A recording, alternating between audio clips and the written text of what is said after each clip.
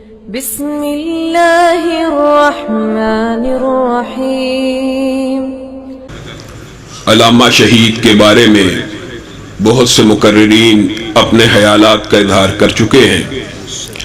علامہ شہید نے چنیوٹ کانفرنس میں ایک جملہ کہا تھا کہ ختم نبوت میں ڈاکوں کا آغاز اس وقت ہوا جب غیر نبی کو بھی معصوم بنایا جانے لگا۔ میں آپ کے سامنے مختصر سے وقت میں ان کا منہج، ان کا مشن اور دعوت اہل حدیث کا بنیادی نقطہ رکھنا چاہتا ہوں۔ سب سے پہلی بات یہ ہے، ہمارے معاشرے میں دور حاضر کے اندر بہت زیادہ اشکالات حدیث کے حوالے سے پیدا کر دیے گئے ہیں۔ نعوذ باللہ یہ سمجھا جاتا ہے قرآن تو نازل ہوا ہے اللہ کی طرف سے پورے کا پورا، حدیث تو بعد میں آئی ہے، حدیث تو بعد میں لوگوں نے لکھی، حدیث کا دور تو قرآن کے بعد ہے۔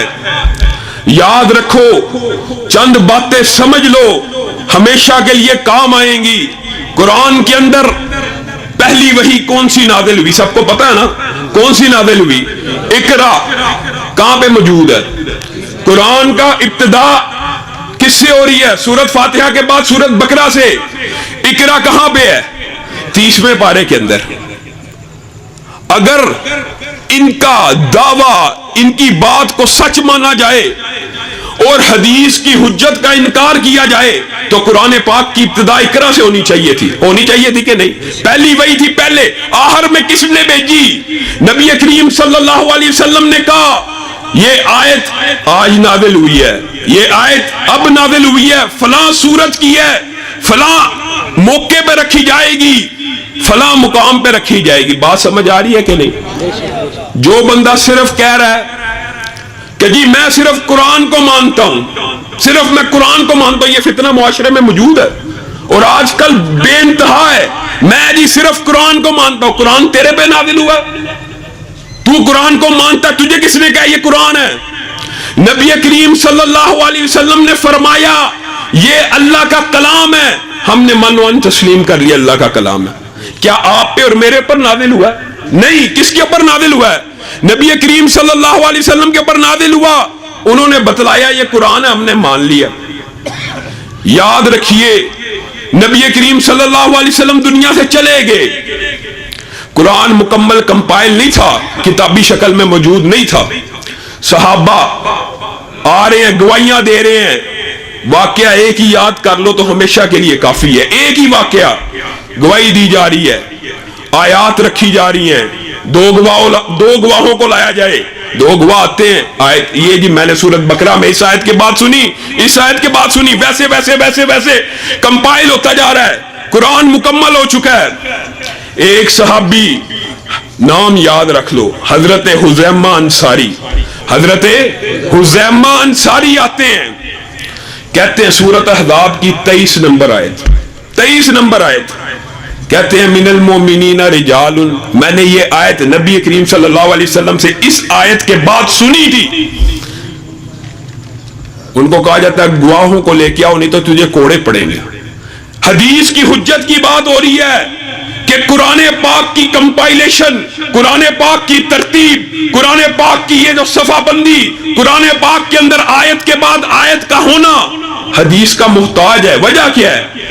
حضرت حذیمہ انصاری دوڑتے ہیں، بھاگتے ہیں، ان کو کوئی گواہ نہیں ملتا، اس آیت کا اکیلے حافظ ہیں، پوری دنیا کے اندر ایک اکیلا حافظ ہے، لیکن مصیبت یہ ہے دو گواہیوں کے بغیر شامل نہیں ہو سکتا۔ لوگوں یہ وہی حذیمہ انصاری ہیں کہ ایک مرتبہ نبی کریم صلی اللہ علیہ وسلم کا جھگڑا ہوا یہودی کے ساتھ جھگڑا ہوا، نبی کریم نے کہا کون میری گواہی دے گا؟ حذیمہ انصاری نے واقعہ نہ سنا نہ دیکھا، ہاتھ بلند کیا اور کہا میں محمد الرسول اللہ صلی اللہ علیہ وسلم کی گواہی دیتا ہوں۔ نبی کریم نے اس وقت جو الفاظ کہے، پاس صحابہ بیٹھے ہیں، کہتے ہیں حذیمہ آیت مجھے یاد نہیں ہے لیکن چل میں گواہی دیتا ہوں، جس وقت تو نے نبی کریم کی گواہی دی تھی تو آقا نے اس بات کا اعلان کیا تھا قیامت کے دن تک خزیمہ تیری اکیلے کی گواہی 2 کے برابر ہوگی۔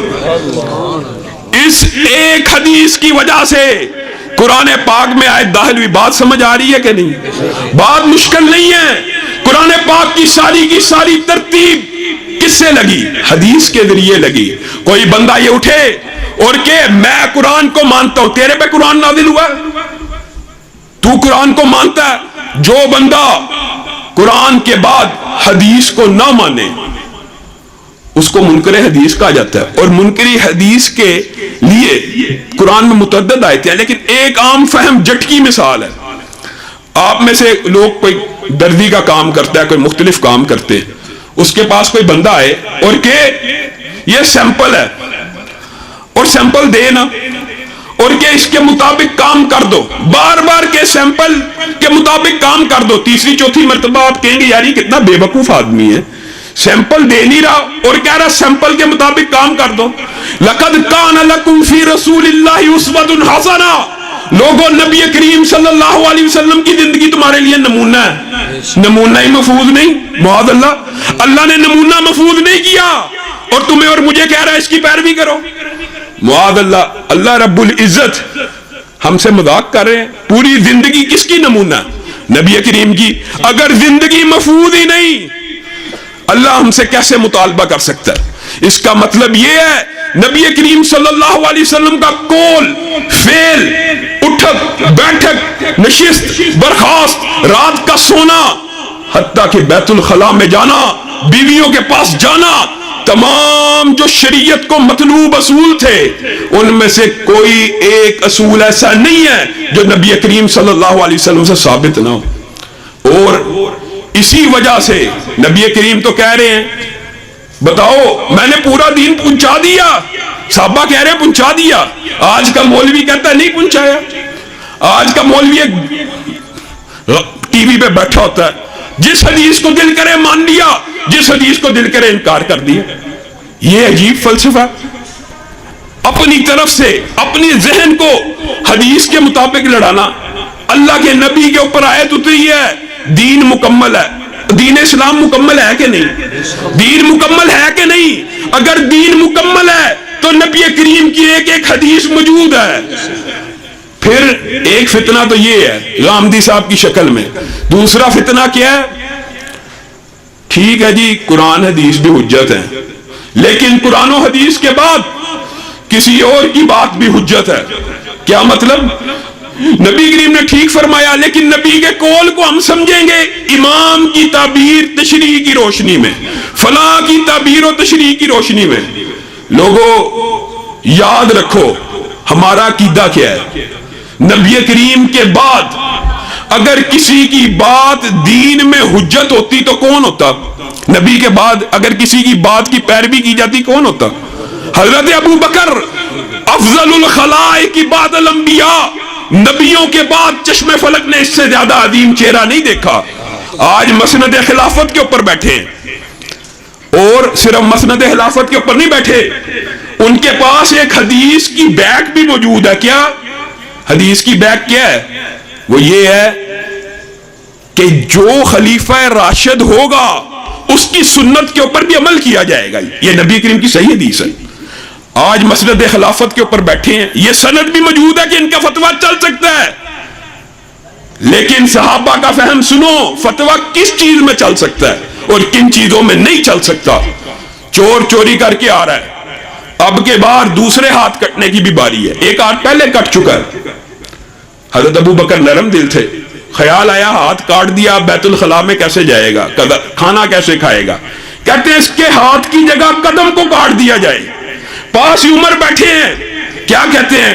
السنت الید، ہاتھ کو کاٹنا مدینے والے کی سنت ہے۔ ابو بکر مدینے والے کے فتوے کے سامنے تیرا فتویٰ نہیں چل سکتا۔ حضرت ابو بکر گردن کو جھکاتے ہیں، اللہ کا شکر ادا کرتے ہیں، اللہ تو نے ایسا وزیر ایسا ساتھی دیا، میں ادھر ادھر ہونے لگا، مجھے پکڑ کے سیدھا کر دیا۔ سمجھ آ رہی ہے کہ نہیں بات؟ اپنے اماموں کی طرف بلانے والوں، مولویوں کی طرف بلانے والوں، پیروں کی طرف، شجر حجر کی طرف بلانے والوں، کائنات میں نبی کریم اور ابو بکر کے بعد اطاعت کے کوئی لائق ہوتا تو وہ ہوتا جس کے بارے میں نبی کریم کہہ رہے ہیں میرے بعد نبوت کے سلسلے ختم ہو گئے، لیکن ایک عظیم شخص ایسا اس امت میں موجود ہے، اگر نبوت کے سلسلے باقی رہتے تو عمر نبی ہوتا۔ لوگوں آج وہ بھی مسند خلافت پہ بیٹھے ہوئے ہیں، مسند خلافت ہے، ان کے بعد بھی خلیفہ راشد کی سند ہے، اپنی مرضی سے فتویٰ دے سکتے ہیں، لیکن تعبیر و تشریح کے اندر خلاف نص نہیں۔ یہ صحابہ کا فہم ہے۔ خانہ کعبہ کے اندر جاتے، یاد کر لو، خانہ کعبہ میں جاتے، خانہ کعبہ کو ویران دیکھتے ہیں، ان کے دل کو چوٹ لگتی ہے، کہتے ہیں یہ جو عربی لوگ ہیں نا حاجی، یہ بڑے تیز ہیں، حج تمتع کرتے ہیں۔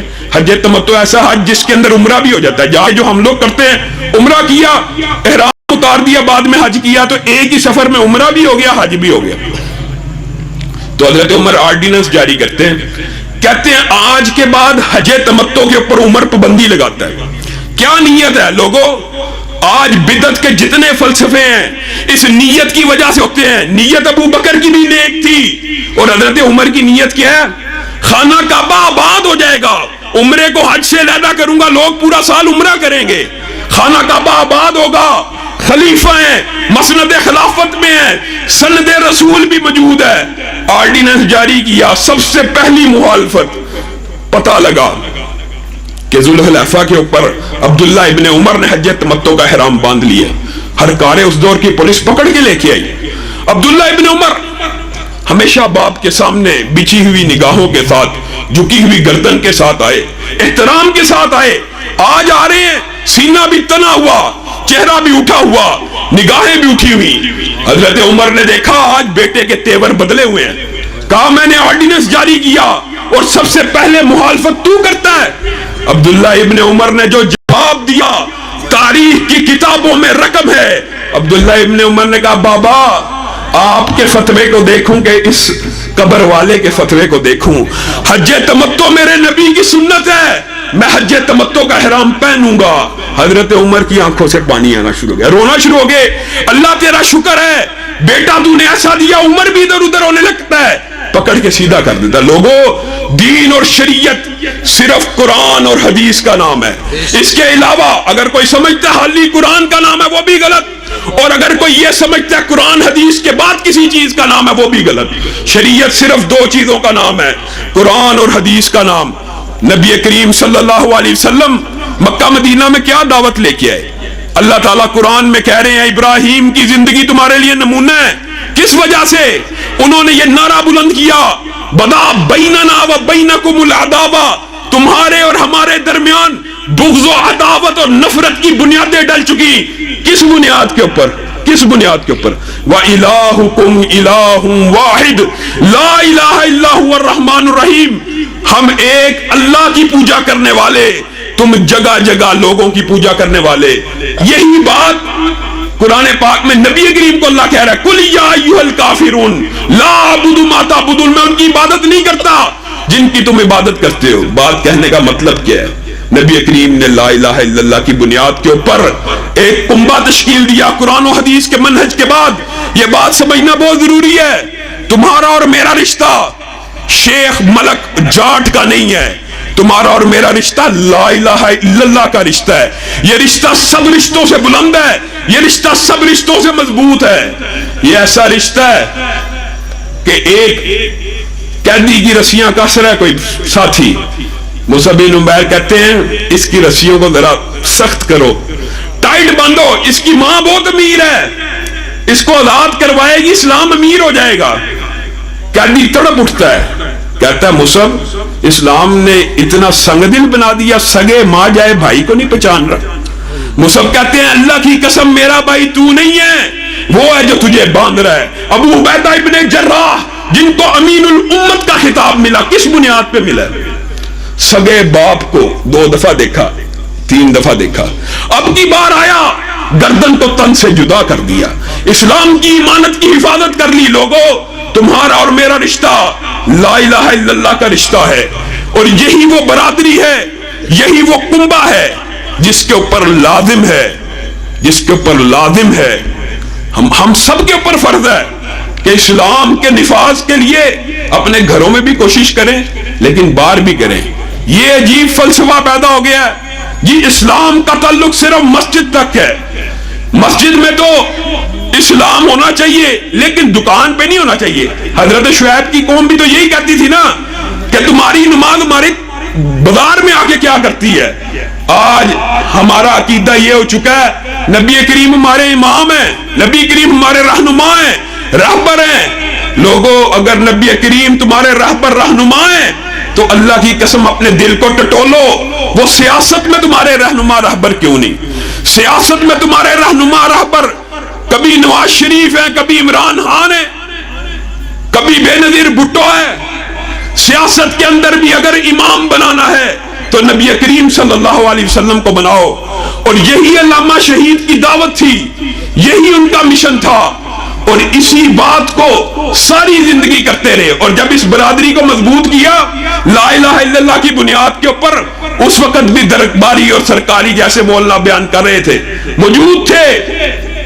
انہوں نے کہا تھا اس وقت بھی, لوگوں جب بھی کوئی لا الہ الا اللہ کی دعوت دے, لا الہ الا اللہ کی بنیاد پہ کنبہ بنائے, لا الہ الا اللہ کی بنیاد کے اوپر سیاست کرے, اس کی شدید مخالفت ہوتی ہے. اور حیران کن بات یہ ہے کہ اپنے لوگ ہی مخالفت شروع کر دیتے ہیں, جن کے اوپر لازم ہے کہ وہ حمایت کریں وہی مخالف ہو جاتے ہیں.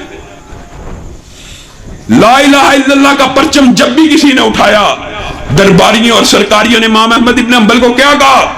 چھوڑ دو, مل جاؤ, مصلحت کر لو, جھک جاؤ.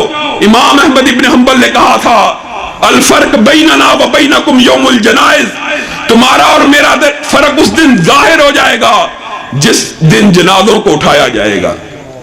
بادشاہوں کے جنازے بھی لوگوں نے دیکھے, کندھا دینے کے لیے کوئی نہیں آیا.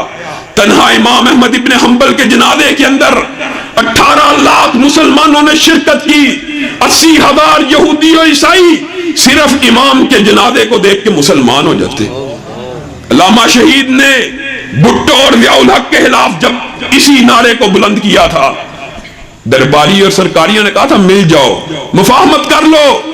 اس وقت علامہ شہید نے کہا تھا الفرق بیننا و بینکم یوم الجنائز, تمہارا اور میرا فرق بھی اسی دن ظاہر ہوگا جس دن جنازوں کو اٹھایا جائے گا. اور تم نے دیکھا وہ لوگ بھی دنیا سے چلے گئے, لیکن علامہ شہید کے جنازے کی باری آئی. پہلی مرتبہ تکبیر ہوئی تو خانہ کعبہ کے اندر, دوسری مرتبہ تکبیر ہوئی تو مسجد مدینہ کے اندر. لوگوں مشن, مقصد, زندگی آنی جانی ہے, سب نے مر جانا ہے.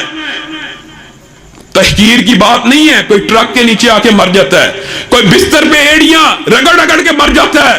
اللہ کی قسم عظمت کی موت وہ ہے جو نفاذ اسلام کے لیے ایسی ہو, خون کا قطرہ زمین پہ گرنے سے پہلے اللہ سارے گناہ معاف کر دے.